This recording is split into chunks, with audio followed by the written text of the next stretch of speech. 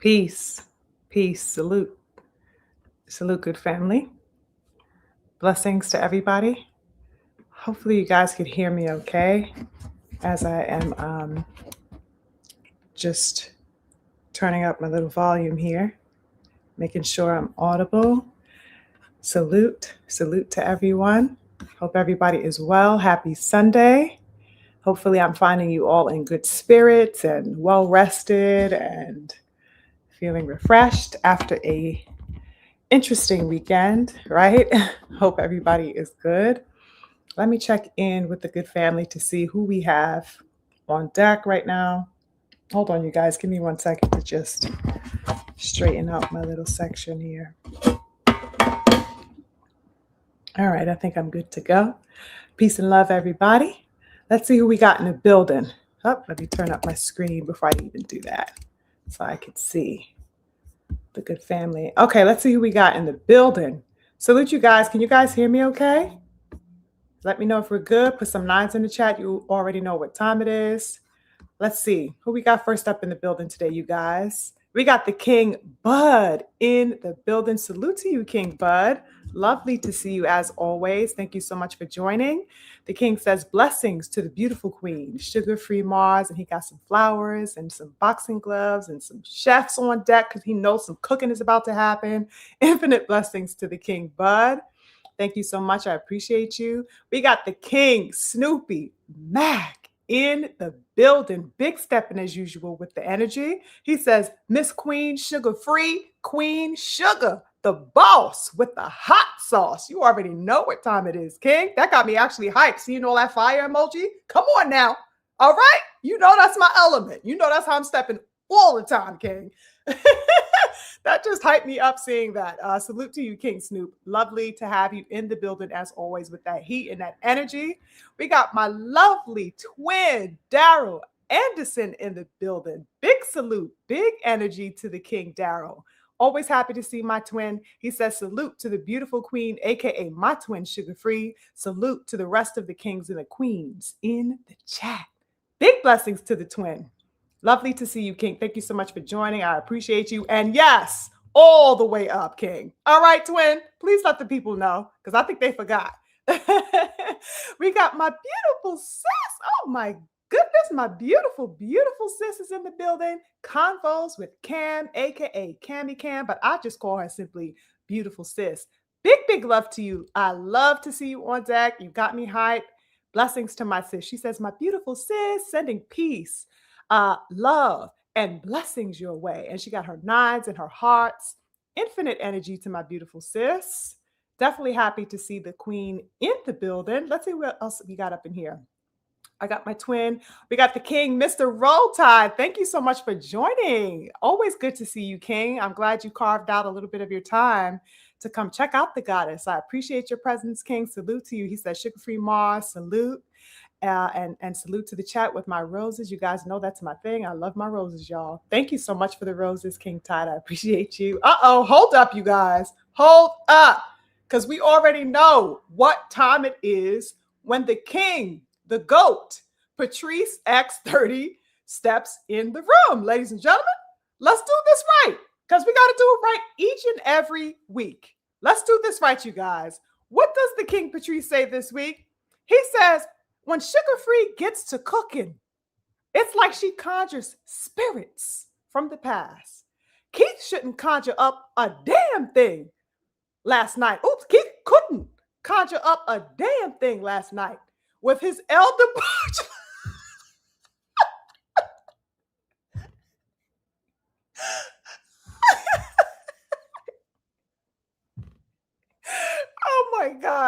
Oh my God, King Patrice. That took me down. I did not even get through. Okay, I gotta read it again because that took me down, King. Hold up. Let me read it this again, okay? When Sugar Free gets to cooking, ladies and gentlemen, okay? It's like she conjures spirits from the past. Keith Thurman couldn't conjure up a damn thing last night with his elder barge looking ass. Oh my God, King Patrice, big stepping with the bars. Listen, I don't know if you ghostwrite for Rakim, If you were the ghostwriter for Big, for Jay, for Nas, but the bars that you have, King, you know what I'm saying? The poetry, okay, it really is biblical. It really is, King Patrice. And I appreciate your wisdom. Your pen is savage. Okay, you got a mystical pen in your hand, and I respect it. Salute to the King Patrice X30, always with that wonderful energy and the love. I appreciate you, King. I hope is all all is well with you and your family.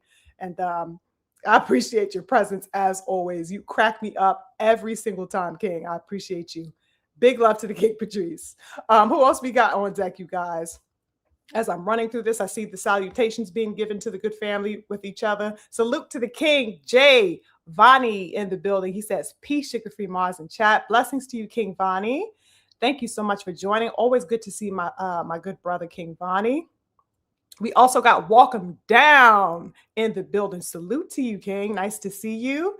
I see the nines being thrown up. Thank you. That means all is intelligible for you guys. Oh my goodness, we got the King Todd Swindle just sliding up into the building. Salute to the King Todd. Lovely to see you again as always. And yes, Daryl, the peppermint and the water is right at my side. You already know how I do. Thank you. Always prepared. Oh my goodness, my good brother, you guys. My good brother, King Stephen X, is in the building. Of course, he was my guest last week, right? He was the guest for last week's discussion. We had a wonderful, detailed discourse. Salute to the King Stephen. I chopped it up with him over the weekend. You guys make sure you go subscribe to his channel at Respect Ring Media. Go subscribe to the brother Stephen X for some wonderful boxing commentary, right? We need all the truth tellers we can get up in here. So definitely go subscribe to the good brother Stephen X. What does my brother say? He says, peace and salute Queen SugarFreeMars Dream Team. Peace and love. Thank you so much, King. And you already know what time it is. Dream Team over everybody, baby. All right. Yes. Who else do we have up in here? Kohan. Kohan. I hope I'm saying that right. He says, what up, sugar? What's up, King? Lovely to see you. Blessings. Oh my goodness. Big step in one of my original gunners. That's how I always have to introduce him. The great Mike is on building, ladies, is in the building, ladies and gentlemen. Salute to you. 10 toes on deck. My good brother, the great Mike, he says, salute, SugarFreeMars in chat. Blessings to you, King. I'm always happy to see you, always elated to have the great Mike in the building to cook on some boxing talk. Oh, hold up, you guys. Is that the Queen Emma? Yes, beautiful sis. Hey, Queen Emma. Lovely to see you. Thank you so much for gracing us with your Empress energy this Sunday. I appreciate you, sis. Blessings to my sis. I hope everything is well with you. Everything's been well since we last convened. Yes, I'm seeing a good family making their way in. We got Eden the Wise on deck. Blessings to you, King. He says, speaking to the chat in my Will Smith voice, keep my wife's name Sugar out your motherfucking mouth. And salute to the channel. Blessings to you.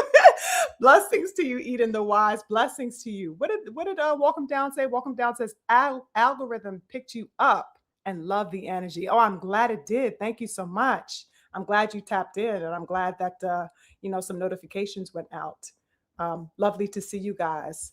Yeah, I'm just scrolling through here to see what other. I don't want to miss anyone. Oh my goodness, we got the King Eric, the lovely King Eric, as I call him. Salute to the King Eric with my roses on deck for me. Thank you. Salute to the King Eric. He says, beautiful queen. Thank you, King. Lovely to see you. Happy Sunday. All right. Who else we got up in here, you guys? Oh my goodness, the Sensei, the King. Hold up. OG energy in the building today with the King Stormy giving me a toast. Salute to the King Stormy. Salute to the Sensei. Always big love and infinite blessings to the Sensei. Okay. Yes, you guys. Let's see as the family continues to make their way in. I definitely appreciate you guys for pulling up. Okay. Let's see what I wanted to tap into, you guys, because I guess, it's an interesting bit of discussion that I have here today. Now,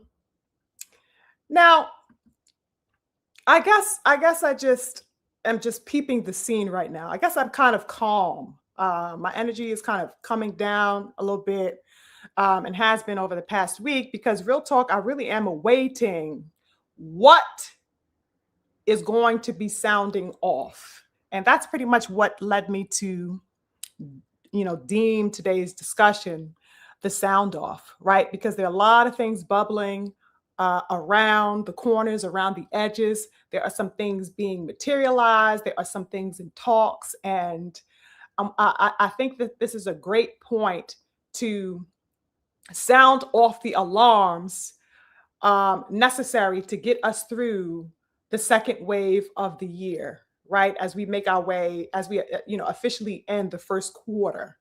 Okay, we're at the 3-month mark now of the new year, right? We're going into the 4th month, right? And so that first quarter is making its rounds, it's rounding out, and I'm definitely interested to see what is going to be taking place. And the reason why I say that this is I think it's a pivotal moment in boxing for the sound off to happen, um, because I think that we are in prime time to get a good view and a good gauge on, I guess, what we could anticipate for the next coming 3 months, if you will, right? I think some interesting things are abound, and yeah, I guess because of that, I'm waiting to see what is going to be officiated, and I'm just waiting for validation. Real talk, right? Because we came off of some really great fights, over the past few months, right? The ending of the year and into the new year, we had some fights. We had some things set in motion, and now I'm just waiting to see the results. Okay, we had a lot of talking going on. We had a lot of, banter, a lot of back and forth, a lot of propositions made. But I think things are waiting finality. I think things are ready to be pushed over the edge, if you will. And so that's kind of got me um, a little bit, I guess, calmed down, because I'm waiting to see what the fire is going to be, what fire is going to be given to in what areas, if you will. Hopefully that makes sense. But let's I think I should just dive right into the fight last night. I think I'm just going to dive on into that, because I'm sure that's of course fresh on everybody's mind. Um, Talking about sounding off, I think that this was an interesting point of a sound off, if you will, as far as the 150-pound division goes. And I really intend to highlight this particular division this evening because, I have my eye on it. You know what I mean? I think a lot is pending within this particular division. So we got some buzzing going on, but I don't think anything really has been solidified. I don't really, see any concretization as far as 154 is concerned. And it's very interesting to me, of course, considering the performance that we just came off last night with the main event between Fondora and Thurman. What did you guys think about that fight? I'm so interested to hear your thoughts. Now, I did not watch that fight live. Okay, what I did is I tuned into the Beautiful King BF's fight call, right? I joined him and listened to him. Of course, the brothers and sisters who were there last night, we were all there or whatever. And then I went back earlier today and tuned in, to that particular fight. But I wasn't really galvanized, I must say, ladies and gentlemen. I was not galvanized by this particular fight. Even though I definitely like the fight, I like both men. I like Fondora, I like Thurman. I don't know. Something about me wasn't really riled around it. You know what I mean? Like, I wasn't necessarily anticipating it. I did, however, feel like it was going to be an interesting fight. I thought that the matchup was interesting, but it didn't really feel spirited to me.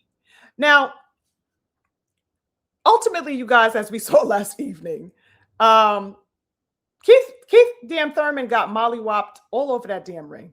Okay, now he was doing good. I want to say in those, the first, couple rounds, or whatever. You know what I'm saying? He was looking. You know what I'm saying he looked good. He looked okay. He was doing well. But exactly, great Mike. Exactly, great Mike. My sentiments exactly. The distance killed Thurman. Yeah. I think, yeah. The outcome was just the outcome. You know what I'm saying?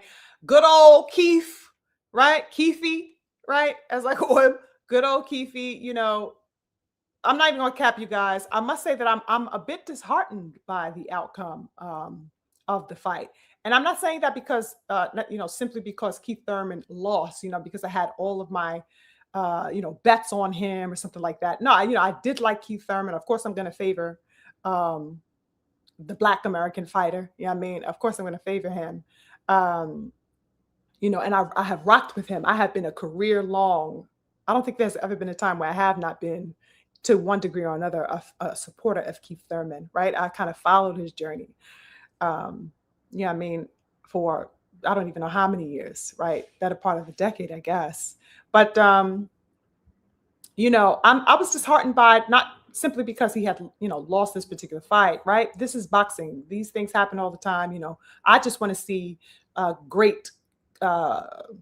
You know what I mean? I want to see the best fight the best. And so, you know, this I thought was a pretty viable fight, right? Considering Keith Thurman's name and experience and the legacy that he has built for himself or whatever. And of course, the stature that Fondora holds and the reputation that he has and stuff like that. And so I thought that the matchup in and of itself was good. So I wasn't kind of taken down because Keith Thurman lost, not at all. But what had me disheartened was more so, really the fact that I don't like the surrounding elements that contributed to the outcome. That I was looking at the elements around it, what was encompassing that outcome, not necessarily the outcome in and of itself that he particularly lost. I have a problem with inactivity, brothers and sisters, is really what I'm getting at. I do not like the inactivity in boxing. I really think that inactivity is a cancer that is overtaking the sport. Okay. And of course, it isn't anything new, right? We have been seeing this, ensuing for a good bit of time, but it really is a cancer in the sport, good people. You know what I mean? And honestly, you know what I'm saying? I think that the PBC is at the helm of that, right? They are sort of leading the charge in so many different ways as far as the inactivity of their fighters. Okay? I don't like it. You know what I mean? And so I'm just sitting back and I'm looking at this and I'm watching things unfold. And of course, I have gone into this fight knowing that this man has been extensively inactive and whatever have you. And understanding the dynamic that it will bring into the fight. And all of these things are being considered. And lo and behold, everything was absolutely evinced, for us to see, just that. You guys, I can't say it enough. I can't stand fighters out of the ring for extensive amounts of time. It's not a good look. It's not a good thing. Real talk, these fighters are liable to be put in even more states of precarity. They are liable to be in even more precarity due to this. Okay?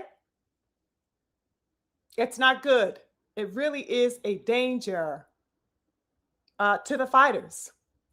I don't know why it's treated so serendipitously in boxing. Like, oh, well, this is a norm. The fact that it has become a norm to the degree that no one is making a fuss about it, or there are no protests from fighters for it, or simply, what is going on? I have questions about the strings involved, is what I am saying, right? Because there may be levels in which the fighters are putting themselves in that situation, right? But then there are, injuries happen, all types of things happen, or fights get canceled, or they get pulled. And so, you have to be, pushed back, fights get pushed back or whatever have you. And, myriad things, brothers and sisters, can happen. But then there's the other dimension that may be attributed to the promoters, the promotional companies, okay? That prolonged fights being made for particular fighters, or maybe this fighter gets shelved, for, I don't know, 2-3 years at a time. What is going on? Basically, brothers and sisters, I have questions about the inactivity. The idleness in boxing is not only curious, but it really is detrimental. It poses a detriment to these fighters, and I don't agree with it at all. You guys, Keith Thurman has had, I want to say, about 2 fights, if I'm not mistaken. Okay? 2 fights in 4 years, you guys. Let that sink in. 2 fights. Let that bitch breathe, if you will. 2 goddamn fights in 4 years.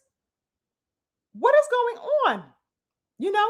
And let's recollect on the fact that Mr. One Time, was initially going to face Fondora. You guys remember? He was going to face Fondora, I want to say back in October, sometime in the fall. That fight was initially going to take place, but Fondora had sustained some type of injury, allegedly, right, in training. And so here we are now in March. So then you think about from October to March. Okay? So it's like, that is what that is, right? Injuries happen in training. Okay. Right. And then you think back to, let's say, March of 2024, when Keith Thurman was going to face Tim Tszyu. You guys remember that? When he was initially going to face Tszyu in March of 2024? That fight dematerialized because Keith had faced an injury right upon that fight's kickoff. Right? So that, he I think he only had 1 fight last March in 2025. 1 fight. He fought once last year. And that was coming off of essentially a 3-year layoff from the Barrios fight. I mean, look at the dynamics, brothers and sisters.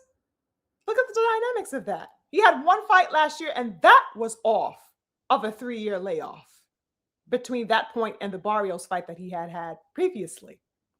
So that Keith just couldn't seem to get it right, brothers and sisters, right? It's like everything went to hell, particularly after that fight that he had with Pacquiao, you know what I mean? Which I believe was in 2019. Crazy stuff, you guys. You know what I mean? So that the inactivity is just afoot in every, corner, every turn, that this man just simply was just having to succumb to for whatever reason, injury or politics or whatever was going on, business, whatever. You know what I mean? Very interesting stuff, but nonetheless, inactivity is this man's Achilles heel, as it is and as it tends to be for any fighter. This is what happens, good people, when a fighter is left in a state of idleness. Idleness. No man, no warrior is above facing these particular types of hurdles and challenges when left in a state of inactivity. I don't care who you are. What we saw last night was, it just was what it was. It was what it was. Okay? Now, did you see that man's face? I mean, sheesh. He went up in there, he tried to do his thing, of course. You know what I'm saying? He didn't just go in there and, completely, lay down. Even when he was wobbled, he refused, to be put on the canvas. I forget what round that was, right? It's just crazy work. Crazy work. All I could say in real time was sheesh. This is the state that one is, left susceptible to when they are left out of the field for so long. Good people, shout out to Fondora, though, not taking anything away from that man, okay, for his victory. He went in there and he did what he had to do. He came what he signed up to do. He came and did that. So shout out to Fondora for, the victory. Nobody has ever stopped Keith One Time Thurman, okay? Nobody has ever laid hands on that man to the degree to which was done to him last night. That man's face, I just can't get his face out of my head. I didn't even want to look at the full presser of him talking.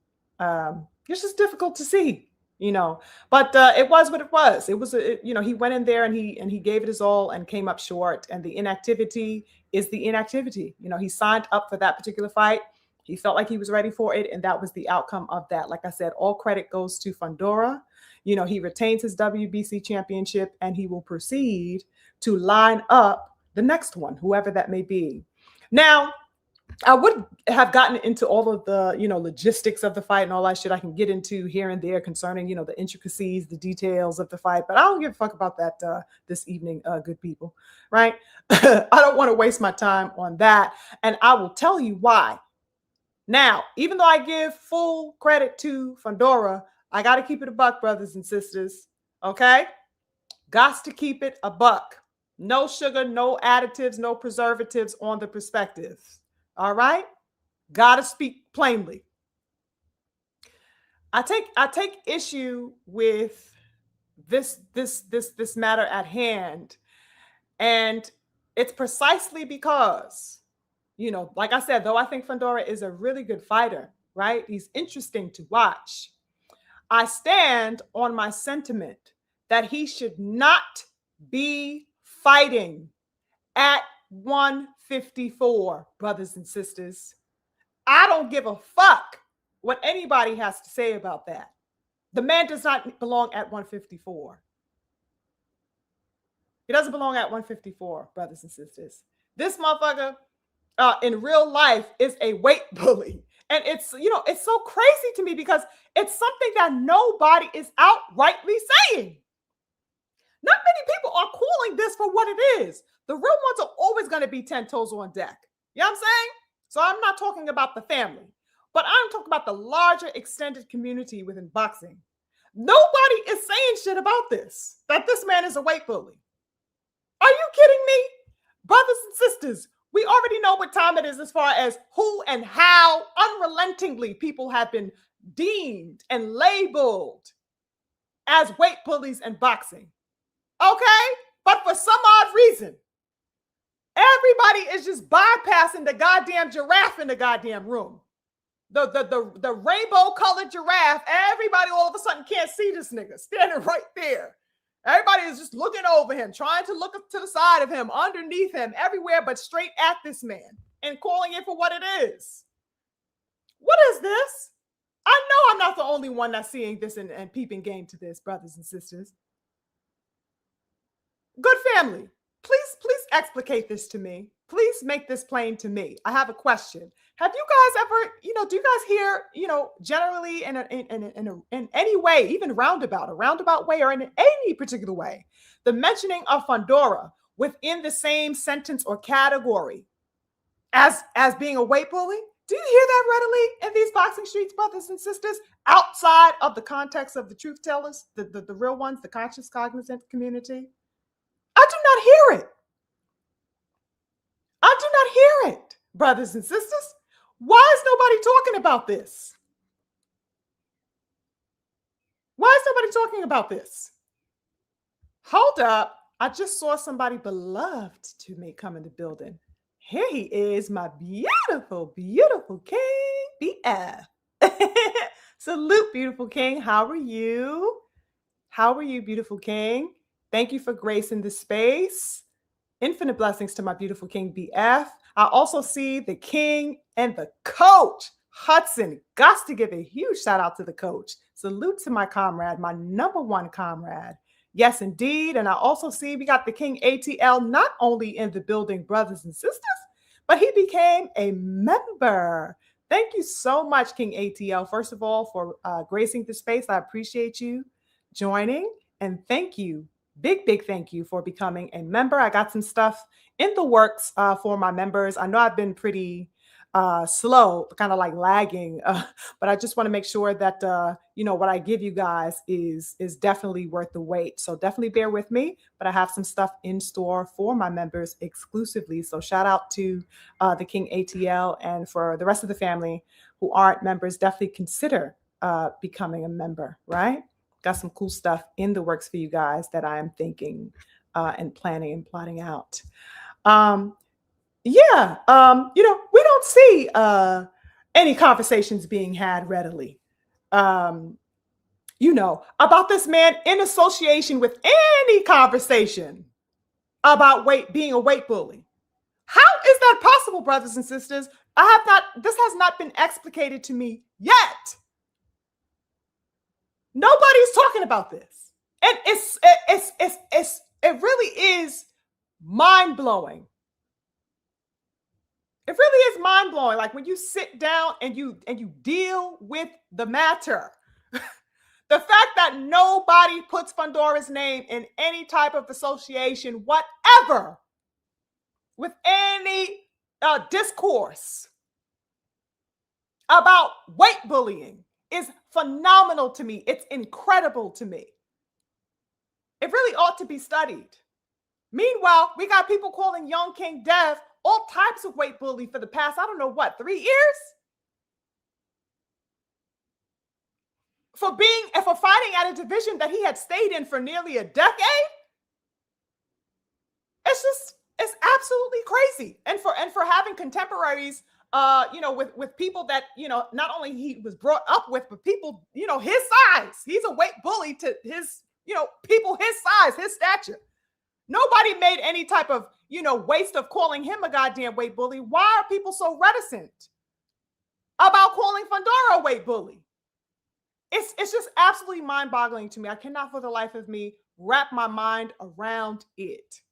People are deliberately overlooking and sidestepping the conversation altogether, good people. I know y'all see this. I know y'all see this. It is absolutely one of the most bizarre and delusional occurrences in boxing. Real talk. It's one of the most craziest, dispositions going around in boxing right now is the refusal to acknowledge this man or to confront the conversation, in and of itself. It's crazy to me. You know what I mean? Where people are, outrightly acting as if they do not see this motherfucker. All fucking 8'3" of him. You know what I mean? This thing is every bit of goddamn 8'3", and they not saying a word about the fact that he should be at heavyweight, brothers and sisters. Facts or no? Let's keep it a buck. Like, let's unpack this together. Let's unpack this. This nigga's motherfucking 9'33", and nobody's telling his ass to go to heavyweight. What is going on? It really is crazy. It really is crazy, And I look at this, and I have been looking at this and dealing with this for I don't know how long. But of course, in seeing him last night, I'm looking again and I'm saying, is anybody going to actually face and confront what it is that I am looking at? Or it's just going to keep bypassing and tiptoeing around this? It's weird, you guys. It really is weird. It's strange. It's odd. I do not get it. Why is this treated as some type of unpopular, something to be unspoken, some type of tentative, difficult subject in boxing? Why is there this evasion of this subject? Why is this so tentative? Can anybody explicate that? You know what I mean? It's the cognizant ones, the good family, we gonna be looking at this plainly and saying facts. It doesn't make sense. But for the people who have been purposely and deliberately avoiding this particular discourse, they have not given me an answer. Okay? Yes, Sebastian Fondora can make the weight. Yes, he has repeatedly made the weight for 154. There's no doubt about that. But what the fuck are we doing? Like, what are we really doing? 8'3", 9'7"? What is happening, brothers and sisters? You know what I mean? We see all types of sassy ass discussions being had across these boxing streets about the most remedial topics ever, good people. I mean, absolutely remedial in every way. People are flooding in to have those particular discussions about those particular sassy ass, ventures or topics or whatever, right? People have no problem on shining every type of purposeless light on the inanity. When it comes to the inanity, they are ready, to sink their teeth into that particular level of discourse. Why can't this very real, very viable discussion and questioning and reconnaissance be had when it comes to Fondora being a weight bully? Y'all eager to talk about all types of worthless ass shit. Why not tap into this real shit, this real ass question here about what he is doing at 154 pounds? Like, honestly and truthfully, what is he doing at 154 pounds? Okay? Sebastian Fondora is a goddamn weight bully. He's a weight bully. There, I said it. Okay? Let's remove the stigma. There is a stigmatization, surrounding this man. You are not to say that, just look at what he's just a fighter, or, don't acknowledge anything. I don't give a fuck about the stigma. He's a weight bully. That's what he is. You call young King Devin a weight bully at the drop of a goddamn hat.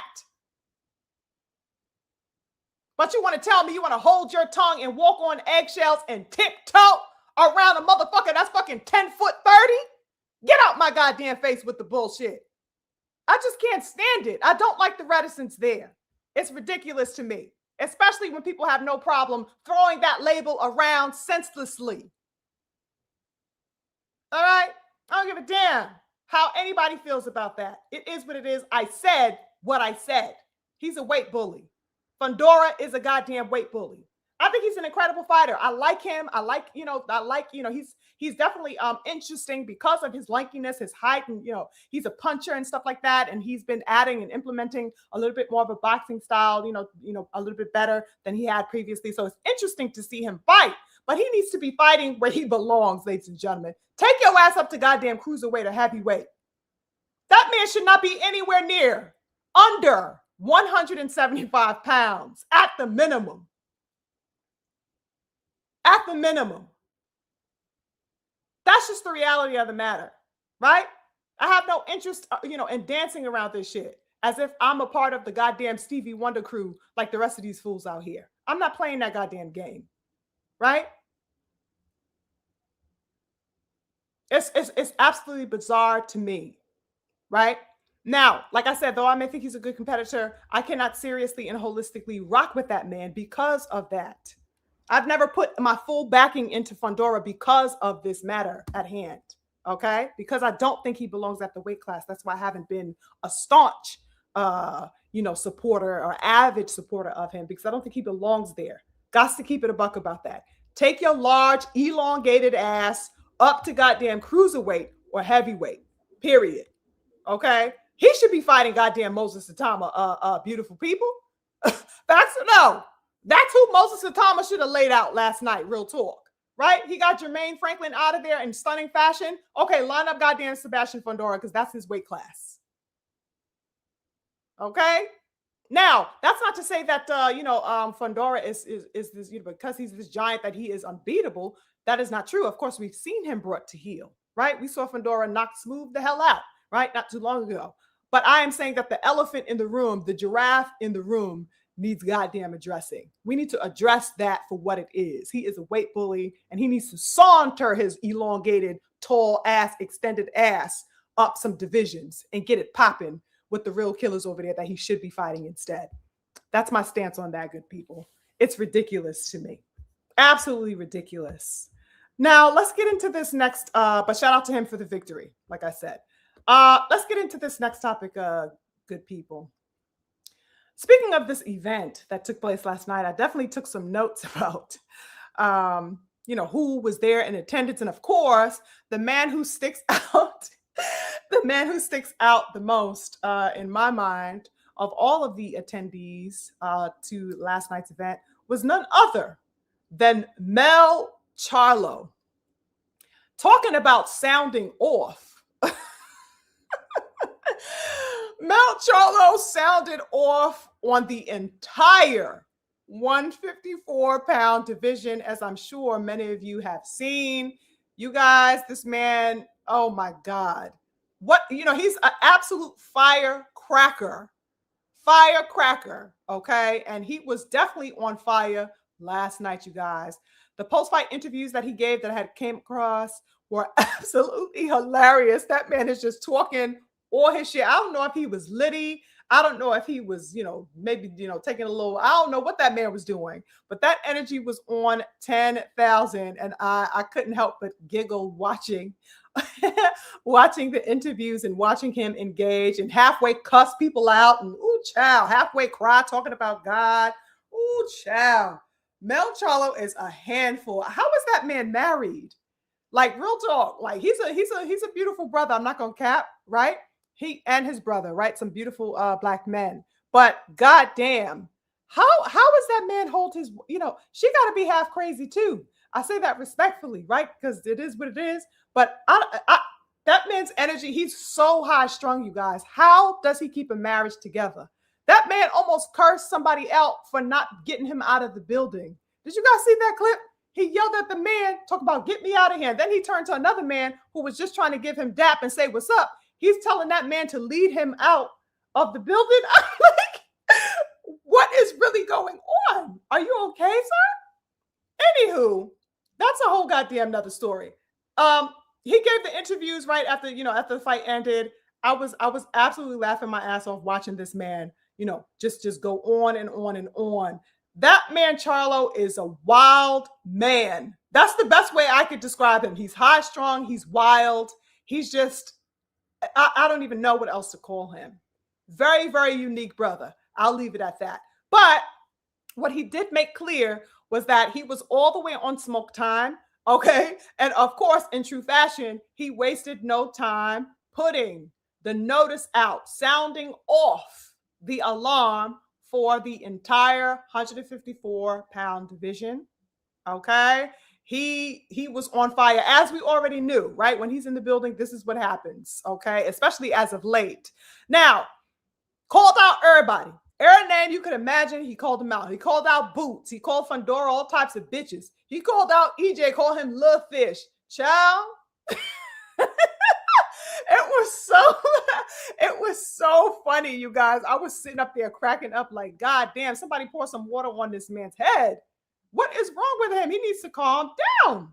But actually, I loved it at the same time because the smoke time is what I want to see in boxing in general. So I definitely was galvanized, by the energy, even though I was like, damn, he's a lot. Now, he is still rife with emotion, of course, over the fact that he has been stripped of his titles. He does not like that. He made no bones about that. He did not hold his tongue in speaking about that. He got into a bit of a back and forth with Shaggy. Okay.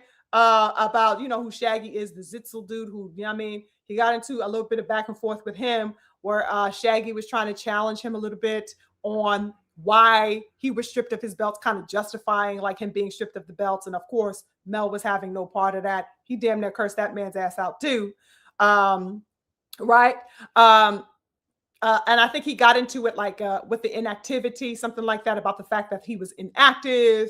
But he tried to explain that that wasn't of his own doing. He kind of touched on a lot of the aspects that we divulged in some previous lives. I think some lives ago, I had a discussion about Mel Charlo and the stance that he was taking, and that his inactivity allegedly, as far as he's concerned, was not of his own doing, that he had been trying to get back in the mix, but essentially being denied. Right. And so he kind of reiterated those sentiments in the exchange with Shaggy. Right. He actually said that the WBO had stripped him even before he fought Canelo, which was interesting. Right. And he even posited the idea that he was contemplating, suing in general, for the manner in which he was handled. Right. The manner in which he was stripped and essentially shut out, not being allowed back into the fold. Despite his laments and despite him attempting to get back in the ring. So that's what he was saying, which was interesting stuff. Now, you guys know how I feel, of course, about Mel Charlo. Like I said, we discussed it some lives ago and stuff like that. And I disclosed to you guys my sentiments about how, I find it to be an absolute imperative that man get back in the ring, right in the center of the action within 154. That's where he belongs. He is the reigning king, whether what people want to, acknowledge that or not, whether they like it or not. Jermall Charlo was the reigning king of 154, the undisputed champion of 154. Okay. And this is another man who, has been left in a state of unexplained idleness, right? So here goes that theme of idleness again. Charlo has no reason being idle, okay, for all the things that he has acclaimed, for all of the things that he did for the 154 division, okay? He is the sole, undisputed champion of that division, okay? Reigning king, end of story. Nobody dethroned that man. And so while he was on his tirade and while he goes around talking his shit, it may come off as a little bit eccentric, if you will, right? But he has absolutely, every right, to be lamenting about that. He's justified in the statement because it's true. Nobody dethroned him. Okay. Now, I also heard him mention that he intends to, at some point this year, have a fight. I think his words was like, no, for sure, I will be back in the ring this year. That's what he said. So that's interesting. Okay. Now, who that will be against, I have no idea. He did not allude to who, a potential opponent would be for him should he return this year, as he has stated that he intends to. But I'm with it. You know what I mean? Whoever they put in front of him, I'm with it. I just want him back in the ring. He needs to get active. He needs to get acclimated. And, he needs to re-earn the respect on his name. So I'm 1,000% with it. 154, good people, needs Jermall. Okay? He's the igniter. Who else is going to walk around sparking fires like that man? He's the igniter of the division, right? He talks big shit. He's the fire starter. And real talk, he's the pressure. He's going to put all the pressure that he can, right? As he expressed last evening on all the top names within that division. I think he'll burn that whole shit down, and I love it, right? Yeah, go up there and start shit up. Now, I ain't got no beef, no problems. Okay. Yeah, you move hella funny sometimes. You know what I'm saying? Yeah, you talk, I'm saying, all types of things that I don't always necessarily agree with, but he's a fire starter for the division. And, he is not retired. He's an active fighter. He is essentially begging for his activity to resume. So let him do it. You know what I mean? Go up there, burn that whole shit down. I don't give a damn. It's good for the sport.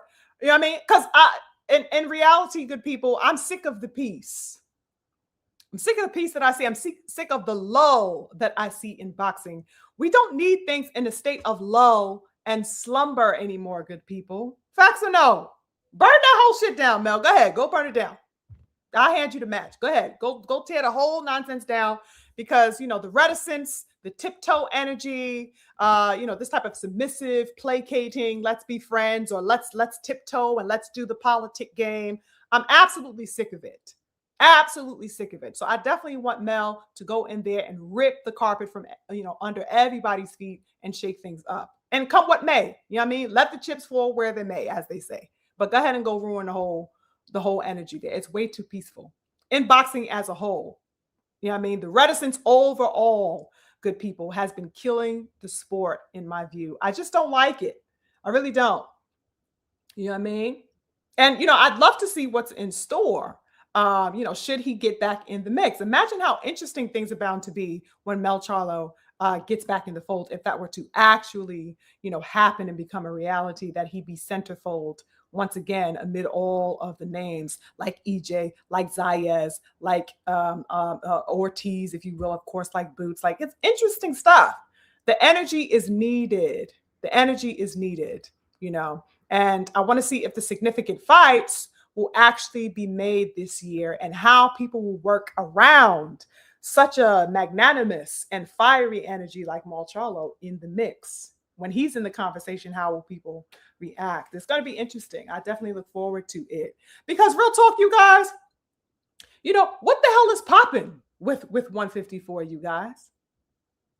What's been popping with 154? You know what I'm saying?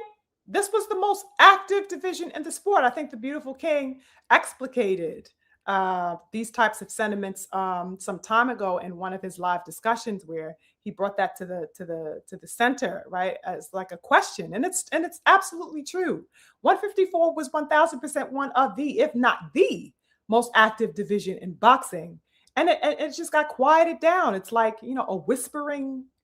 Niggas whispering in each other's ears now and, tiptoeing, and it's very hush hush. And I don't know what's going on with 154. And when we look at it in hindsight, let's say over the past year, right? Let's just take it. Let's just gauge the past year, real talk, or year or two. Bud, right? If you guys recall, Bud came to 154 and we thought that, what? When Bud came to 154 and when EJ had officiated, that he was, ready to go to 154. Of course, when he was demanding and stipulating that he wanted the, making it clear that he wanted to have the rematch with Bud at 154. How ecstatic were we, beautiful people? We were so excited, like, what? You know what I mean? Bud going to 154. EJ's going to 154. That's going to make that division even more crazy. I was just on the edge of my seat. I could not wait, because 154 was already such a viable division. Okay. And then the entrance of those two beautiful kings, it's like, what is going on? I would love to see those heavy hitters at 154. But what ended up happening, of course, we did not get that rematch at 54 with Bud and EJ. So that was what it was, right? That kind of dematerialized quickly. But upon Bud's official entrance into that division, he came and went, brothers and sisters. Facts or no? Bud came to 154 and essentially abandoned it, right? Because he only had one goddamn fight there with McDoordash. He fought goddamn Madrimov, and that was that. And hauled his ass out of the damn division, which was a crime in my view. I don't think I will ever let Bud off the hook, for that move that he made and not solidifying his presence, not claiming turf at 154. I just cannot forgive that man for that, right? Even though I know he's retired and happy and waking up to his babies every morning and stuff like that. And of course, he became the undisputed and did that against Canelo, which was wonderful to watch him do. And it's wonderful, that he retired on a high note, I guess. But I wanted to see him claim 154, even if he didn't give me the EJ rematch. Let's say that didn't happen, which of course I'm on his ass for as well, right? But let's say he didn't do the EJ necessarily, but that he had, took on, competition with the likes of Boots, with the likes of, 54. That's really where I wanted to see the work. I was never interested in the Canelo fight. Of course, I supported the venture. Okay, ultimately, right? Because that's the brother. And we want him to, he wanted to do that. And that was what that was. But if I had it my way, he wouldn't have motherfucking fought Canelo. He would have became undisputed at 54, where the real men I wanted to see him fight were at. You know what I mean? But anyway, he came and went to 154. So I can't even really say that he even had a presence at 154 because he did not stay at 154. So that's Bud. And then EJ is officially at 154, but he has not officially set foot in the division at the same time. And it's been 3 years, brothers and sisters. Okay, so we don't know what is afoot as far as EJ is concerned, even though it's looking like he's been training, which we will get into a little bit later. But that's as far as EJ is concerned. No presence, once again. So no presence at 54 from Bud, no presence whatever from EJ, of course. Boots just entered the division, I want to say, at the start of the new year, right? But he motherfucking fought a lima bean. Who gives a damn about that? So that even though he is in the division and he is somebody that we look forward to seeing, his presence has not been stamped at 154, brothers and sisters, even though we know he is there. So that, do you see this lingering energy that I'm getting at? Okay. Motherfucking Boots had a 6-month stare-off contest, essentially, with Virgil Ortiz. That was an entire waste of time and a publicity stunt gone wrong. Okay, that kept him from, because we were waiting, at least if he wasn't going to go for the champion's head, that he would go for the next biggest name at 54's head, which is, of course, Ortiz. That did not happen. That was a fucking stare-off, a 6-month stare-off.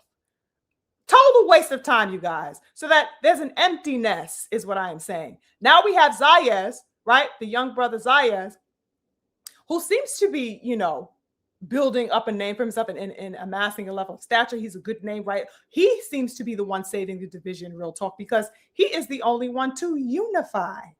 So that he made the attempt. So that he's there. He has the presence there, but he's not even a big enough name, so to speak. So that there is still a hole. There's still a gap in 154 to me. It's it feels very much unclaimed. If you guys get where I'm coming from, right? 154 feels unclaimed, and I want to see the action and the steps taken to claim turf. I am waiting for it to be claimed. I don't want to see anything lingering. You must claim it. Claim it. I'm ready for somebody to take it. Okay? I don't want to see no prancing around or dancing around. Somebody take this, please. Okay? We need a king. So now, there's a strong likeness that Zayas will be fighting Boots, which I'll get into in a little bit as well. So that, some action potentially is bound to be riled up, something to get excited about 154, pending this alleged fight with Zayas and the Boots. So that's something definitely to be, galvanized about, and that'll bring some potential action to that division. But what else is going on, good people? Who is Fondora, for example, gunning for next, right? I know that he just, of course, had his fight, but that he is the WBC champion. He has been for some time, right? How long has he been the WBC champ? I want to see what are his moves as well coming off of this fight, because I don't want to see any staleness. Hopefully, we won't get too much idleness going on at 154. Like I said, it does not make sense considering that this was such a heavily weighted division, that the idleness that's going on is bizarre to me. I don't like it. You know what I mean? I want the activity to remain. I want it to continue to flow. So what's popping for Fondora? What does he intend to do is something that I'm interested in. I have questions. Is he going to be having an eye on that Boots Zayas winner? Right? And then we'll get that popping, the 3-belt unification popping. Possibly. Is that something that he's interested in? Is he finally, let's say if he doesn't take that route, is he finally going to have a fight with Virgil? Because God damn it, Virgil is the interim champion for that WBC strap. And he has been forever. There is no way that we shouldn't at least get the Fondora versus Ortiz fight. I don't know how long that damn Virgil Ortiz has been the goddamn interim champion in the interim position, brothers and sisters. It's ridiculous. Is that man even trying to become a champion? This motherfucker's the poster boy for the interim championship of the world. Like, if there's ever a poster boy for interim status, Virgil Ortiz is the poster child. What the fuck? Is he trying to become a real champion ever in his life? I have questions, you guys. But anyway, and then we got Josh Kelly. Josh Kelly is a new belt holder. He's a new champion. So what's he going to be doing? I have questions. I really do have questions for 154. Essentially, I just want everybody to start getting it popping. There is no reason why all of the reticence within that division should continue to take place. It's diabolical considering, the names that we have there and the interest that is buzzing around, Zayas with his newfound. He's gaining a little bit of buzz and popularity and visibility, right? Boots, of course, is, there's no reason why he shouldn't be, resplendently claiming kingship in that division, because he is the name of the division. I want to see some movements happening. You know what I'm saying? Just all across the board. So we'll see what's pending for 154. Let me check in with the good family before I move into the next discussion. My beautiful king, he says, I don't know what the fuck Virgil is doing. Facts, beautiful king. What is that man doing? What is that man doing? He's getting into sassy ass lawsuits with damn Oscar de la Redbottom, right? He damn ducked all types of smoke, backtracked with Boots, talking about, I want Boots in the ring, and next thing you know, trying to call out EJ's name. It's like, what the hell? What are you trying to do? I just didn't like that energy. Everything is it's too much circuitous energy happening. Very, very circuitous. 154 is in a circuitous position right now. It's diabolical to me. I don't like it, what it is that I'm seeing as far as that division goes. Let me see what my twin says. Twin says Fondora needs to get it back in blood with the guy who knocked him out, since Devin always got to get it in blood for all these haters. Yeah, right. He could rematch that dude. Facts. That's definitely an option for him, right? Set that right. You know what I mean? But I doubt that will happen. I definitely doubt that will happen. He got his strap. He's like, on to the next, on to the next. Okay. Kohad. Am I saying that right? Kohad. Salute to you again. He says, right now, 154 belongs to Fondora until he gets knocked off. Interesting. Belongs to Fundora. Well, that remains to be seen. That remains to be seen. But I definitely understand the point. I definitely could understand what it is that you are saying by that. I get you on that. The twin says, yeah, gotta give Zayas that credit. But he doesn't seem like the guy to me. He should have more of a following, but he doesn't. Exactly. He's only just now garnering a level of, the generating of buzz around his name. And I guess that came back off the back of this little Super Bowl. I can't say it's because of that, but of course he was highlighted in a newfound way that I had never seen previously, coming off of his little appearance in the Super Bowl. But of course, most notably, the reason why his name is really in the fold is because of the proposition that DHP extended to him to fight him, which I'll also get into in just a moment. We'll get into that. My comrade says, talk to him. Facts, queen. Yeah, you know what I mean? Crazy, crazy work. Now, let's get into this next thing, since we were kind of hovering over this particular subject matter, and that's with the boots and the Xander. Let's definitely divulge a bit about the potential of that fight, which is interesting because I saw a little vid across social media that I wanted to talk to you about. I'm not sure if you guys saw it. So that this fight is reportedly looking to be slated. I'm hearing rumblings of sometime in June.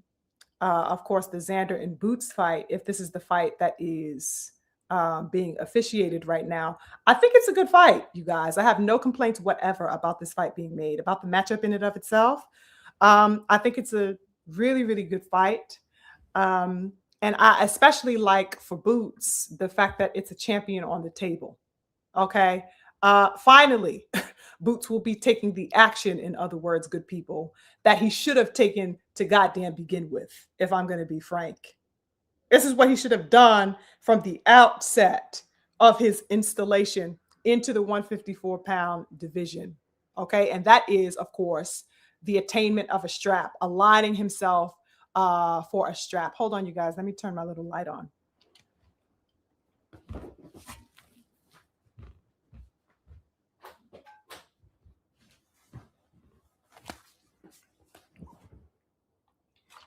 Okay. Yeah. So this is, he should have been making this move from the outset, right? Going after a strap. Okay. I absolutely loathed and despised the way that he and Eddie the Scammer opted to make their entrance into 154. I don't like the avenue that they pursued, for their first bout at 154. Did not like it at all. That is no way to initiate oneself in a division, especially, when you hold the level of notoriety and esteem as Boots' name carries. There is no reason why that man should have came in fighting no goddamn lima beans or no pinto beans or no damn green beans or no goddamn black beans or whatever else, red beans and damn rice and gravy. What is going on? I hated that entrance into 154. Absolutely loathed it.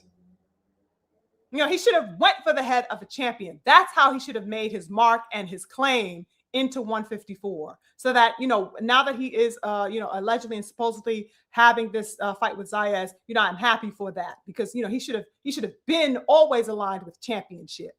Boots' name, because of that nonsense, because of the inanity of those moves, Boots' name, low key, in my view, you guys tell me if you see anything different, his name went down like 3 damn unnecessary notches due to that nonsense that he pulled with the way he entered the division. Facts to know, you guys.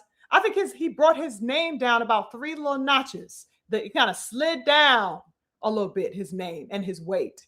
Not necessarily his significance, right? Because Boots is Boots, but I'm talking about the energy went down kind of 3 notches. People's parlance around him wasn't as it didn't have as much light around it when people were talking about him. Everybody was criticizing and wondering why he would make such a move and who the fuck is lima beans. You know what I mean? So, it wasn't, people weren't necessarily galvanized about him anymore, off the back of that fight.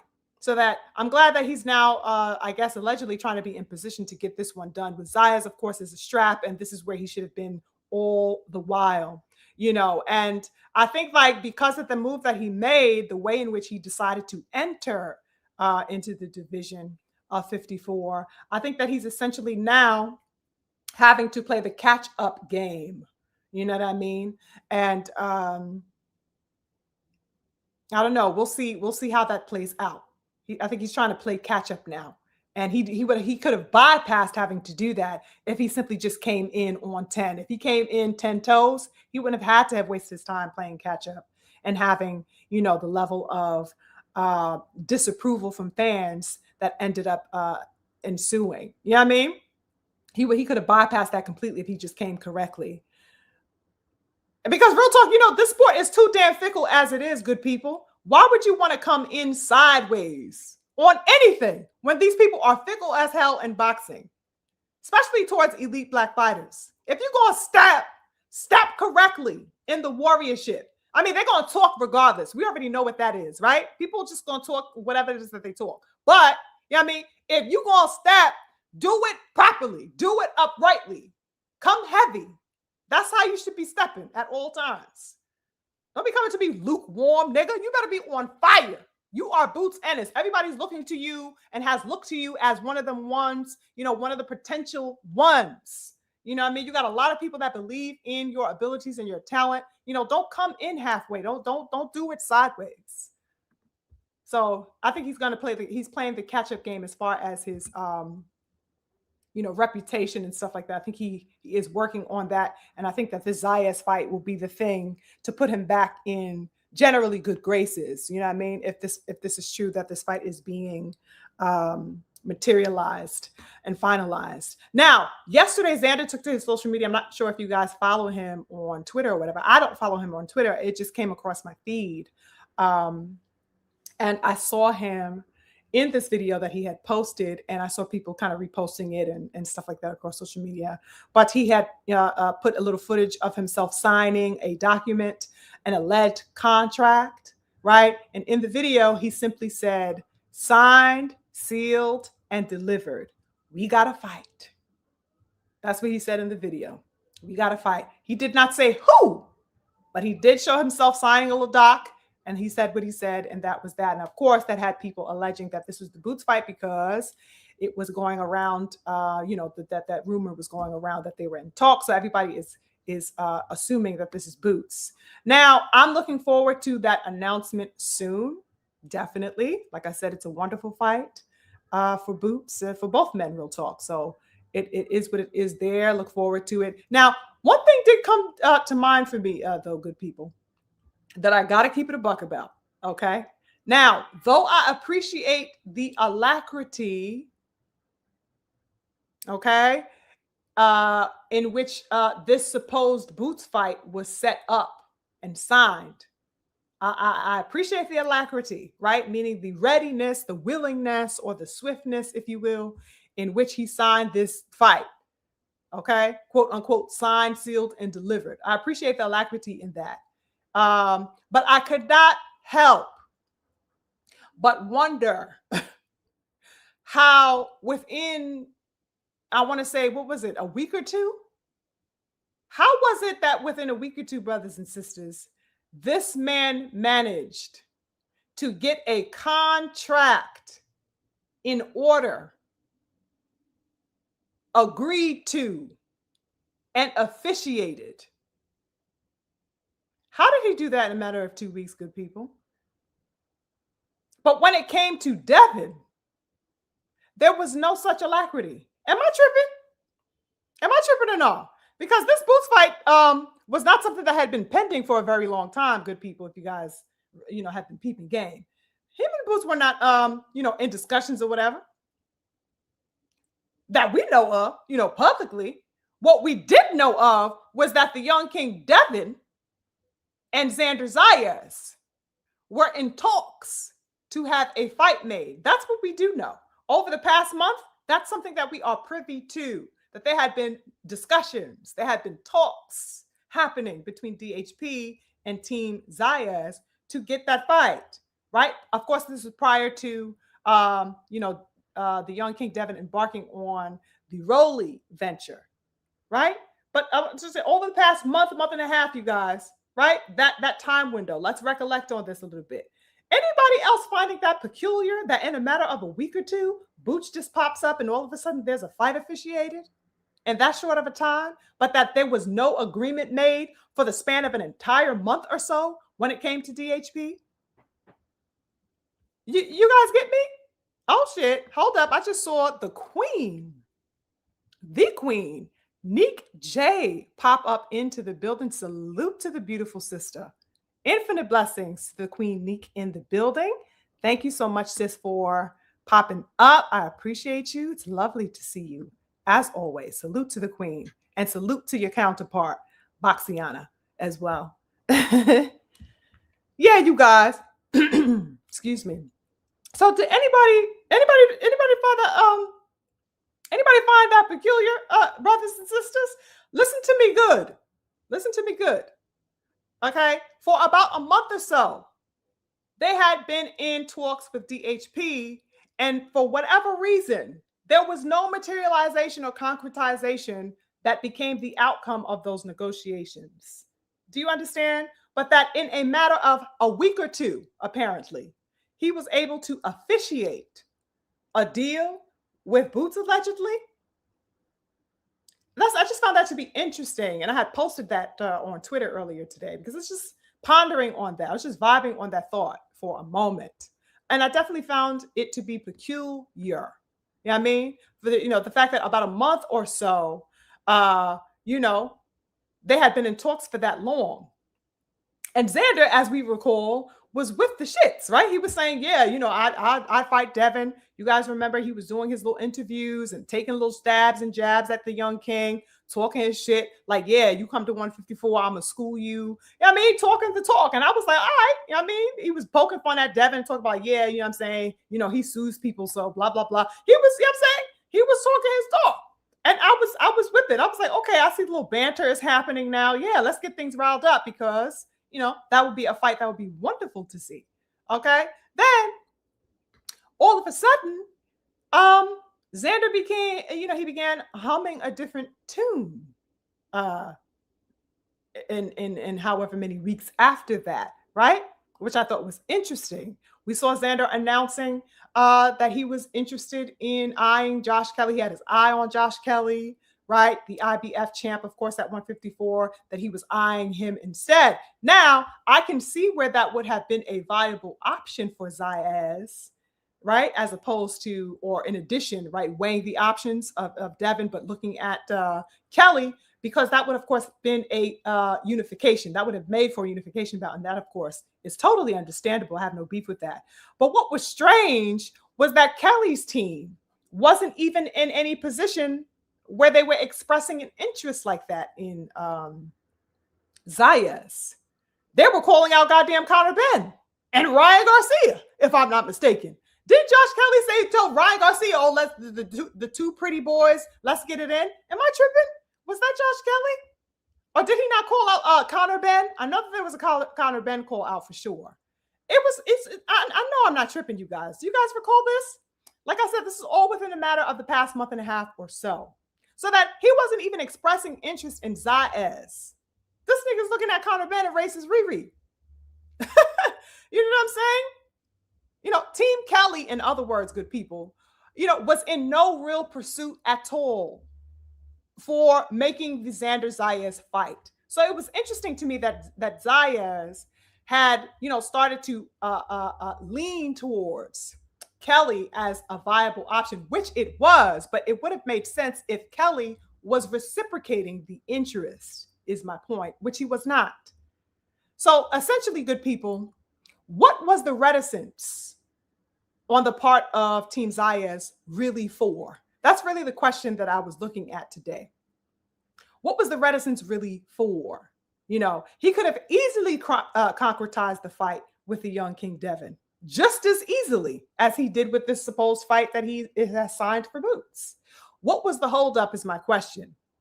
Okay? Because Devin was on his neck. Devin was in full pursuit of that fight. Young King, DHP, they wanted that fight.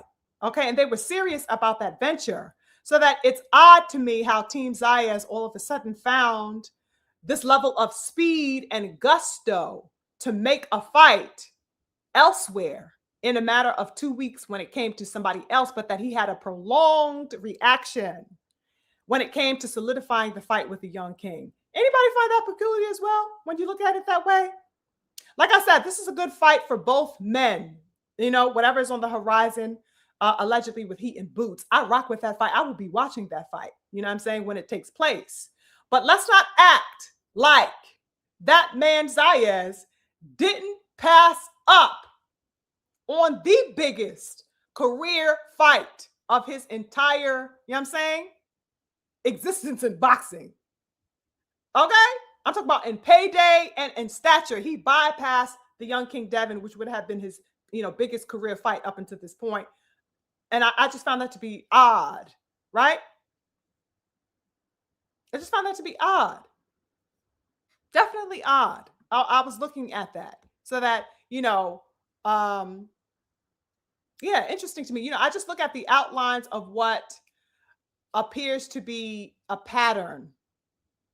In other words, if I could, bring you guys into my mentality, I'm looking at what appears to be the outline of a pattern concerning Devin, which is the other matter that it may be kind of encircle in my mind, is that there was a pattern that I see in place as it particularly pertains to the young king, right? This man has been, as we know, essentially struggling, brothers and sisters, to lock in opponents for the past year. Facts or no?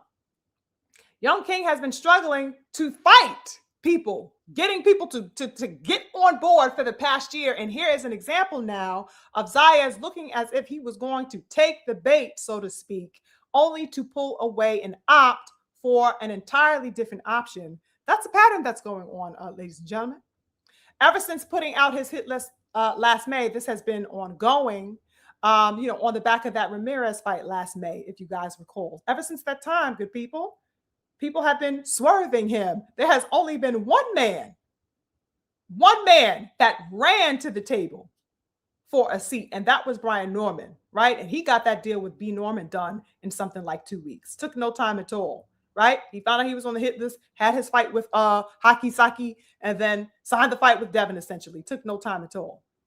Brian Norman is the only person that expressed any level of alacrity to get it popping with the young King Devin, right? And for that, he will always have my respect, okay? Everybody else has been wildly circuitous when it comes to Devin. Even Rolly, okay? Because we already know how disgustingly that man had ducked Devin all of this time, up until this particular point, of course, up until recently when he ran into the arms of Devin in order to get away with his mandatory fight, right? Interesting stuff. All of these fights just slip in between the young King's fingers. And Zayas was another example of that, just slipping through one's hands. And I don't find that action or that movement at all coincidental is the larger point that I'm making as far as it pertains DHP. People opt out, actually they opt to put on, airs. They want to put on airs, it seems, these people in boxing. Oh, everybody is ready to say Devin's name. Everybody is ready to put on airs as if they are down to make a fight with Devin, only to, in some particular way, form, or fashion, procrastinate down the line, right? Do all that talking, do all that yaya, only to stall, only to procrastinate, only to dawdle or postpone or just outrightly retract completely, right? It's funny to me how people don't prolong the option to dick ride Devin Haney, though. There's no time wasted when it comes to meat riding off his name. There's no reservation that these people have when it comes to finding an opportune moment to clout chase, in other words, right? That's when you see the alacrity, when we can use and eat off of and leech off of this young King's name for whatever level of visibility or attention we want at the moment. That's where the alacrity is expressed. But when it comes to fighting him, suddenly things get prolonged. You know, people are looking at other options and so forth and so on. I just found that to be interesting.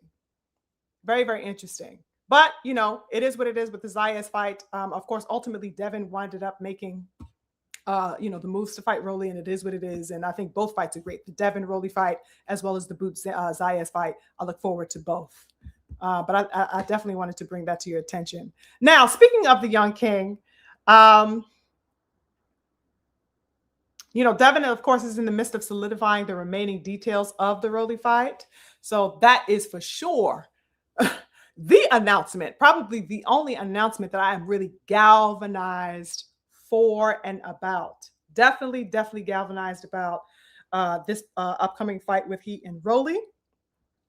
We have all no doubt been on our tippy toes, good people, as you know, awaiting the confirmation of this fight. We have had the date in mind, I guess, the May 30th date for quite some time, but of course, we're waiting that confirmation. I hope that we can get some good news soon, you know, as, you know, I think we are, what is today, the 29th, March 29th?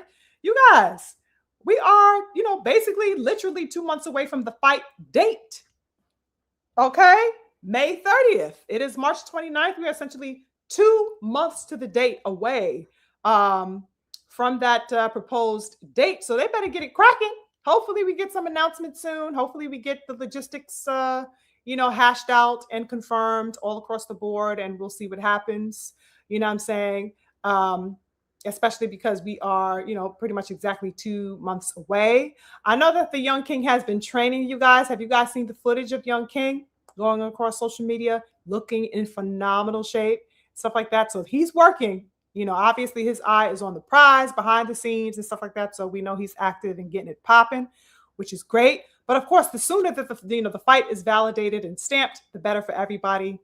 So I hope that we can get some news soon. It's crazy to me that nothing had been announced and that we had kind of been lingering, you know, on the edge of our seats about the confirmation. But hopefully we get something soon. That goddamn Radio Rolly, y'all. Radio Rolly has been on a world tour. Have you guys seen this man over the past week? Just on a world tour of imbecility, you guys. Left and right, everywhere you turn, this man is on stages running his damn mouth, making corny ass jokes. He's spitting up some of his breakfast on his shirt. Oh my God, Rolly.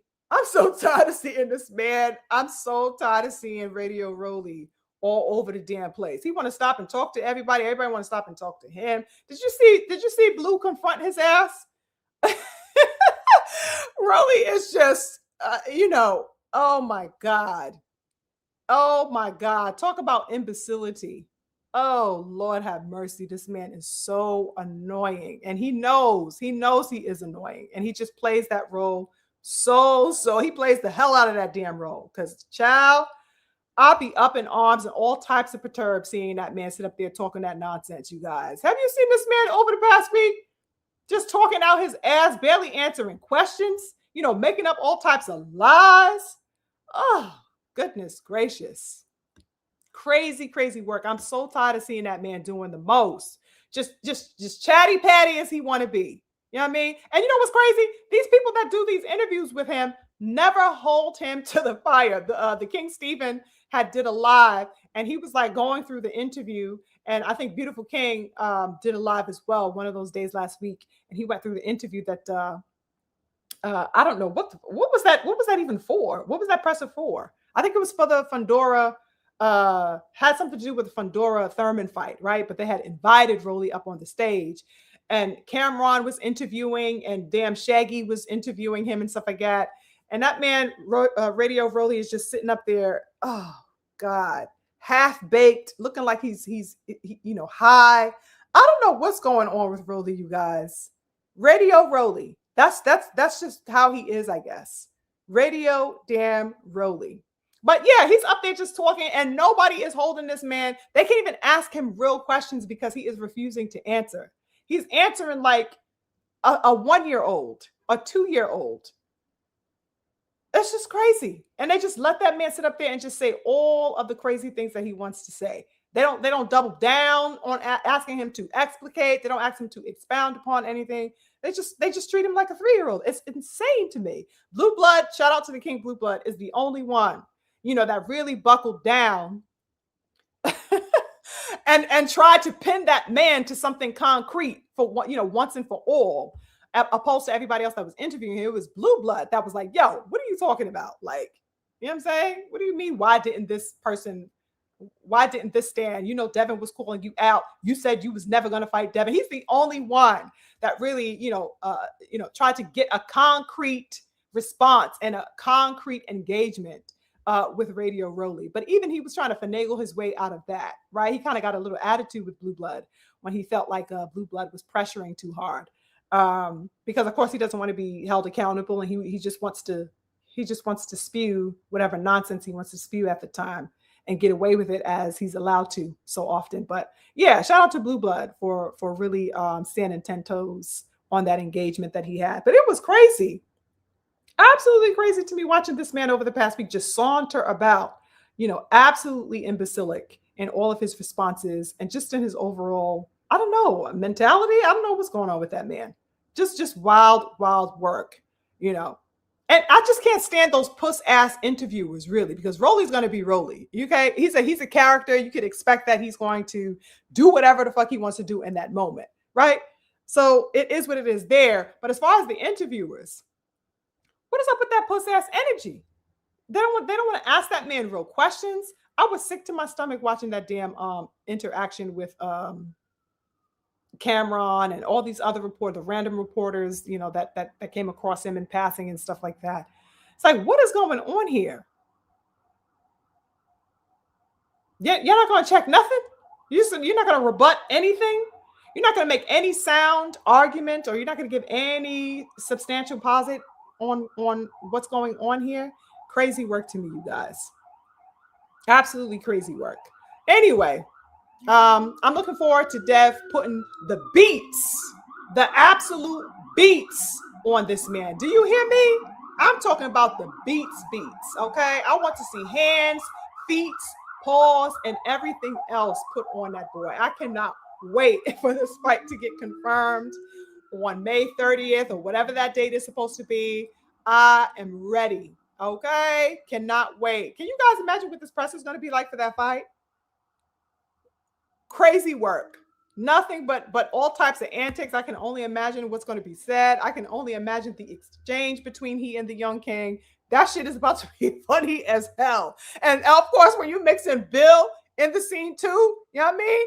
Oh my God, the presser is going to be legendary. I think we're going to have ourselves a time watching that kickoff presser, for this fight buildup. I cannot wait. I'm so looking forward to it. I have no doubt at all in my mind that this is going to have the boxing world completely galvanized, completely turned all the way up, in anticipation for this fight every step of the way. I cannot wait.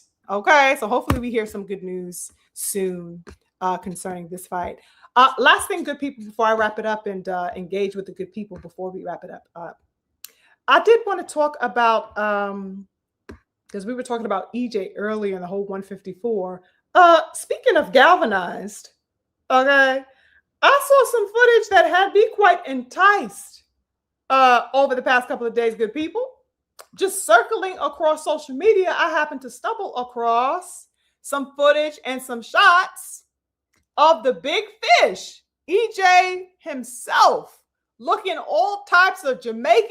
Okay, that man done tapped into his ancestry. His locks are just resplendent and long, and he got them, locked up and in a ponytail, and he just looking brown and strong and in shape.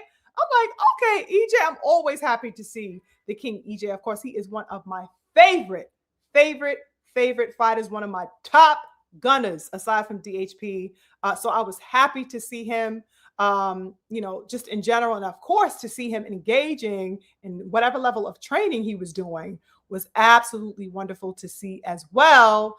And not only was this man training, okay, in training mode, but he was doing it alongside the legendary Ronnie Shields, you guys. Now, let me make this posit really quickly. I don't know if you guys recall. Okay, just want to say I want to say this was about maybe a year and a half ago or so. I had did a little commentary on EJ, right? And we were interested in what he would be doing. I don't remember if this was around the time he had gotten into the ring with Fondora, right? I think it was either 24 or 25. I don't recall. But I had did a commentary. And I was super, super interested in as we all were, right? Finding out who would be his new trainer. Of course, when we found out that he was no longer with D. James, and I had posited that I thought Ronnie Shields would be a wonderful option for him. So that I'm so super excited about seeing him training. I'm not sure if that's his trainer, of course, right? There has been no official announcement that that's who he was training with, but to see him training with Shields, right? Who is of course based in Texas. Was super, super, super, super exciting to me. I was very, very exciting in seeing that. Interesting stuff indeed. Did you guys see that footage of EJ training with Shields? Crazy work, you guys. Okay. Now, I have been seeing that the King EJ, of course, for the past year or so has been in, looking like he's been in really good shape over that past year. Right. I'm talking about like even close to fight shape for the whole year. Like every time I saw him post whenever he posts himself on Instagram, he always looked like he never looked out of shape. He always looked near to fight shape. Right. And so, of course, he's been that way for, since this time. So that it's good to see him training. Obviously, that's evidence that what he has been doing over at least for the past year or so, he has been training. Okay. So that's wonderful to know. And, it makes sense that he has been getting active all of this time and seeing him remaining in the shape that he has been in that I saw in the recent footage that was released of him. And I think he's been training probably more extensively than we know, right? At least that's what I'm hoping. I'm hoping that that's the case, that it isn't just him. Oh, okay. I'm just going into the gym and I'm just here. And hopefully it has some meaning and some weight behind that. You know what I mean? Because ultimately, I think all EJ fans, all of us who are man down, ultimately want to see his return, right? We await his return. So I think I saw him doing some pad work. Yeah, he was doing pad work with Shields. I think Jermall Charlo was like on the heavy bag with him. I saw a photo of him holding the heavy bag. Maul was holding the heavy bag, and EJ was getting some work in. So crazy stuff, you guys. I'm super excited about that. Oh yeah, he was of course doing the road work. The initial footage that I saw was him doing road work with Brian Norman Jr. Exciting stuff, you guys. Okay, because as we know, Norman is now over there with Ronnie Shields, which is a great move for the young brother, B. Norman. Super dope. What do you guys think about that? Right? Now, what this means for EJ particularly, of course, is up in the air. I don't know if he is training for a fight. I don't know what this means. Okay. But he looks fight ready. The man looks healthy. The man looks totally in shape. And he looks like something is on the horizon. I'm not even going to cap. Like he looked like he is working with meaning and with purpose and with direction. It is not just serendipitous at all. Right? Like he looked like there's a purpose behind this. That I'm hoping to hear some type of announcement. Now, of course, we also remember that there was some reporting some weeks ago or so. It was alleged that Tim Tszyu was on the menu for EJ. You guys remember that a fight with them was on the horizon. But of course, that turned out to not be the case because Tim Tszyu, as it turns out, has a fight next week. I want to say next Sunday with a man named Dennis Nerja. Okay, I believe that fight is taking place on April 5th. Which is a Sunday. So obviously, whatever was the rumblings happening about EJ were false, right?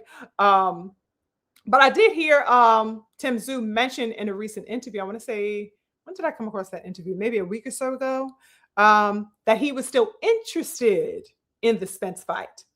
Okay, so that I guess whoever he was talking to in that particular interview had asked him about that Spence fight, and he said that he is still interested, and that's something that he would still want to make. So maybe that's a little admission that they were in talks, but whatever. He said, I'm still interested in that fight, as if it were on the table for him at some point, but for whatever reason got dematerialized. So interesting stuff.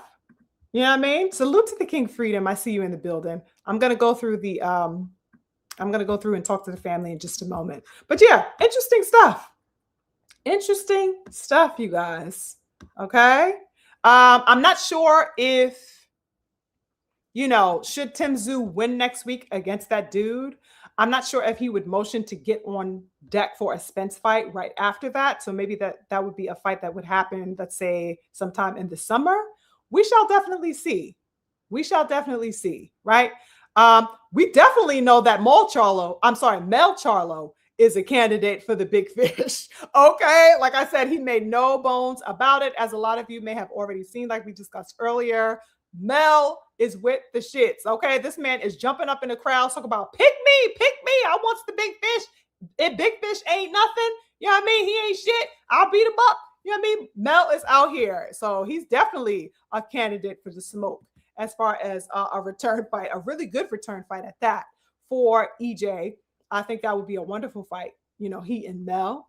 Mel is making no bones whatsoever, you guys, about wanting that heat. So that's a good fight for him. I would definitely be in support of that. In fact, I would posit that is the fight to make. That's the fight that I would want to see most, is EJ and Mel Charlo, because when you consider it, both of them have been pretty much and essentially outside of the ring for the same amount of time. Both men have been out of the ring for, I want to say, about 3 years. So, it's a good return fight for both of them to get acclimated, into 154.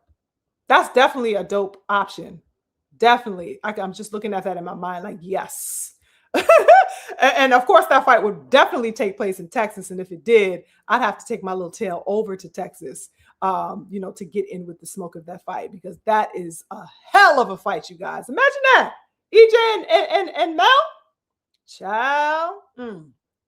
I would love to see that. Of course, I'm definitely interested in seeing that. Oh, another thing I'm interested in is seeing how EJ, whether it's with Mel or whoever, I'm interested in seeing what the selection will be just as a whole. Like, who will he get back in the ring with? Because we already know that EJ is the king of I don't do tune-ups, you guys. Okay. So it's going to be interesting. Who will be his first choice? Who will be the one that he signs who's going to be worth him signing his name on the line for to get back into the ring is really, really, really something that I'm interested in knowing. For me, it'll be Mel, right? That's for me, but I don't know. Is there somebody else that he has his sights on? You know what I mean? Is he trying to go for a strap? You know what I'm saying? Because we know EJ likes to, he big steps. He don't step halfway. You know what I'm saying? So would he want a champion upon his return into the ring? I'm definitely interested, you guys. I'm locked in. I am locked in on what his moves would be if it's true that he is training for a fight, and if he has his sights set on making an official return into the sport, right? But real talk, at this juncture, considering that he's been out of the ring, as much as I rock with him, as much as I, uphold him and salute him, we gotta be realistic about the fact that it has been 3 whole years since that man has fought. And I think that, it would be a plausible, rational idea for him to not senselessly jump back into the fire ass naked, if you get my drift. You know what I'm saying? Like, don't make a senseless jump back into the sport. Is this the longest layoff that he's had? 3 years? I think this may be the longest layoff for EJ, if I'm not mistaken. Correct me if I'm wrong. 3 years? That's a long time, you guys. We already see what happens when people are out of the ring for a year, let alone 3 of them things. I think it would be a real viable and plausible idea for him to consider how he comes back into the ring, because to just jump in straight away with somebody like a Fondora or whoever, I just don't want to do. I want him to do what would be or pose as a detriment to him. You know what I mean? Even though I understand his philosophy about the no tune-up, I don't want to see him in a state of precarity. You know what I mean? At all. So I guess we'll see. Because we already saw what happened to Keefe. Okay? Keefe, one time Thurman, got all types of mollywopped. And his activity has been kicking his ass all the while. Okay, and we got that outrightly proven to us last night. I don't want to see that again, and I definitely don't want to see that for one of my favorites in all of boxing, which is EJ. So we'll see how he decides to make his return, if that is indeed on the horizon for him. But what do you guys think about that, you guys? Let me check in with the good family. Oh, I think I got some super chats, you guys. Hold up. Hold on. Yes, I did. Okay, I got the King ATL. Salute to the King ATL. Big step in not only becoming a member, but contributing to the channel and today's discussion. Infinite blessings to the King ATL. Thank you so much for your constant support. He's always so supportive and sweet. He says, salute to the beautiful King. Thank you so much, King. Oh my goodness, we got the General 10 Toes in the building. I didn't even see you. I was over here just yapping and yapping. Salute to the General. Okay. He says, salute to the sister. Thank you so much, General. I appreciate you coming through. Always lovely to see you. And we got some love from my twin, 10 Toes, as always, on deck. Daryl Anderson in the super chat. He says, just some color in the chat for a great Sunday cook as always. Salute to the twin. Thank you so much, twin. I appreciate you big. Okay. Appreciate all of the brothers for showing love. I appreciate you. Javani says, agreed. And he also says, I'm cool on Mel. Oh, you don't want to see the fight with EJ and Mel, Bonnie? As a return fight or just in general? How do you feel about that? Explicate that a little bit. Expound on that for me. Salute to the King Judd. Salute. I see you, King. Lovely to see you. The King Eric says, yeah, that's dope. Ain't it? He does look healthy. He definitely looks healthy. It's good to see him, getting it in, getting it popping in the ring, doing some training. Like I said, I hope it's with direction. I hope he's training with direction. Facts, King Stephen. Facts. Ain't he, twin? Rasta energy was on 1,000. I was like, damn, I don't even smoke weed. I never smoked weed a day in my life. But looking at that man, I was like, okay, I'm gonna have to roll one up with EJ. You know what I mean? Bumba clot out this bitch. What? I love seeing him with his dreads, just looking like he'd been living life and relaxing. And yeah, salute to the King EJ. Let's see what else we got up in here. The great Mike says Ronnie Shields has built a great stable over there, hasn't he? Right? He got the young B Norm, the Storm, right? He's always had Maul, who has been the staple and the centerpiece of his gym. And, the prospect of EJ entering in there as a centerpiece as well, it's definitely, the stable is already heavy, real talk. The dynamic is definitely popping over there with those three men. Who knows? Maybe we'll see, a great black staple again, like the one D. James, had and ultimately completely fumbled, right? But it'll be great to see another strong elite black stable again. I'd love to see that for sure. Salute to the Mac in the building. He says, I got Devin outboxing Rolly. Hands down. Couldn't agree more. Radio Rolly. Facts. Ronald Lucin. Lucin. Is that somebody from IAT up in here with that type of last name? Hold up. Salute to you, King. Blessings to you. Thank you for joining. I'm just scrolling up a little bit, you guys, to see what you guys were talking about, aka to get in your business. But yeah, it seemed like I got the general consensus. The good family is all pretty much in agreement. I want us to see. Oh, the beautiful sis Neek posited a thought. She says, I think it was an option when Devin didn't think the unification was possible with Rolly. Yes, for sure. Yeah, that was definitely before. Before he thought, before the Rolly, situation had even popped up. You are right, Queen. Okay, I went up a ways. I think I'm good. I don't want to keep you guys too long. Hold up. My beautiful sis wrote in the chat. She says, be sure to share the video, family. Thank you so much, beautiful sis. Definitely hit the like button. definitely don't be afraid to share the content. I definitely appreciate the support. If you enjoy the conversation, go ahead and share it. Go ahead and smash that like button. I think I will end it on that note for now, good family. I got to love up on you guys before we go. You know how I do. Thank you so much to the good people for joining. Salute to the G. I see you. I'm not sure if I saluted you earlier. Salute to everyone. The King, Stephen X, my twin, Daryl Anderson, my beautiful sis Cam, the Queen, Nick J, who joined us today. Of course, my beautiful King, BFTV, who popped in. Salute to the King Freedom's March, Mr. Roll Tide, Eric, Jay Bonnie, the Coach Hudson, Patrice X30, my Gunners, the Great Mike, all of the good people. I appreciate you so much. Everybody I didn't name, definitely just know that you are in my thoughts and in my appreciation. Extending my salutations and my grace to you guys. I hope you guys have a wonderful week ahead. Keep in touch with me on the community page. If you guys are on Twitter, definitely follow me on Twitter at SugarFreeMars. Okay. Yeah. And I'll see you guys on the next one. Infinite blessings to the good family. Peace.